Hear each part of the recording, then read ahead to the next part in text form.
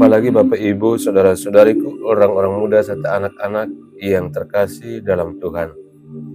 Kita masuk ke Rabu Pekan Biasa ke-20, tanggal 20 Agustus tahun 2025. Gereja Katolik memperingati Santo Bernardus Abbas dan Pujangga Gereja. Kita merenungkan bacaan dari kitab Hakim-Hakim bab 9 ayat 6 sampai 15 dan Injil Matius bab 20 ayat 1 sampai 16a. Dalam nama Bapa dan Putra dan Roh Kudus. Amin. Bapak Ibu, saudara-saudariku, orang-orang muda serta anak-anak yang terkasih dalam Tuhan. Hari ini kita mendengarkan dua bacaan yang berbicara tentang pemimpin, panggilan, dan keadilan Allah. Bacaan pertama dari kitab Hakim-Hakim menampilkan perumpamaan pohon-pohon yang mencari raja. Pohon zaitun, pohon ara, dan pohon anggur menolak menjadi raja karena mereka lebih memilih tetap berbuah dan memberi manfaat bagi orang banyak. Tetapi akhirnya semak duri yang tak berguna justru menawarkan diri menjadi raja. Gambaran ini mengingatkan kita bahwa kepemimpinan sejati bukan soal kekuasaan, tetapi soal pelayanan yang memberi hidup bagi orang lain. Kalau orang-orang baik menolak tanggung jawab, maka kekosongan itu bisa saja diisi oleh orang yang tidak layak. Injil hari ini juga mengguncang hati kita. Tuhan Yesus menceritakan perumpamaan pekerja di kebun anggur.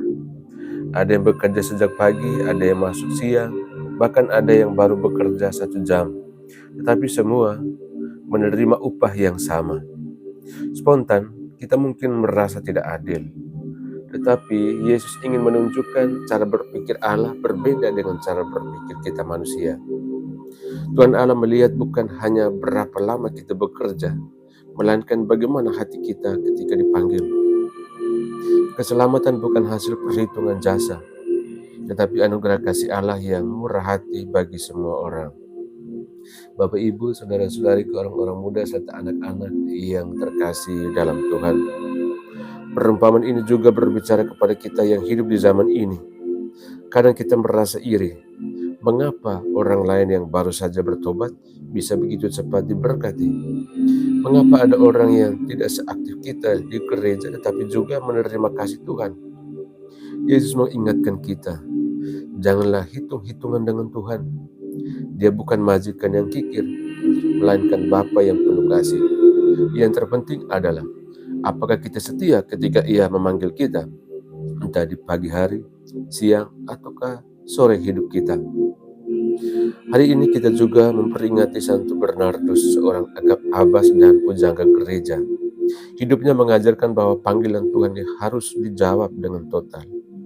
Dia memilih meninggalkan kemewahan dunia untuk hidup sederhana di biara, mengabdikan diri sepenuhnya pada doa, pelayanan, dan cinta gereja. Ia menunjukkan bahwa kesetiaan kepada Tuhan lebih berharga daripada segala ambisi pribadi. Maka mari kita belajar dari bacaan hari ini. Yang pertama, jadilah pemimpin yang melayani, bukan mencari untung diri sendiri. Entah di keluarga, organisasi, atau masyarakat, pemimpinan sejati adalah memberi buah, bukan mencari hormat. Yang kedua, percayalah pada kemurahan hati Allah. Jangan iri hati pada sesama, karena kasih Tuhan itu luas dan tidak terbatas. Yang ketiga, jawablah panggilan Tuhan dengan setia. Entah kita dipanggil sejak muda atau di usia lanjut, yang terpenting adalah kita masuk ke kebun anggur Tuhan dengan hati yang tulus. Semoga melalui teladan Santo Bernardus kita pun berani mengatakan, Tuhan, bukan kehendakku tetapi kehendak-Mu lah yang jadi dalam kehidupanku. Dan semoga kita tidak hanya menerima kasih Allah, tapi juga membagikan kasih itu kepada sesama. Amin.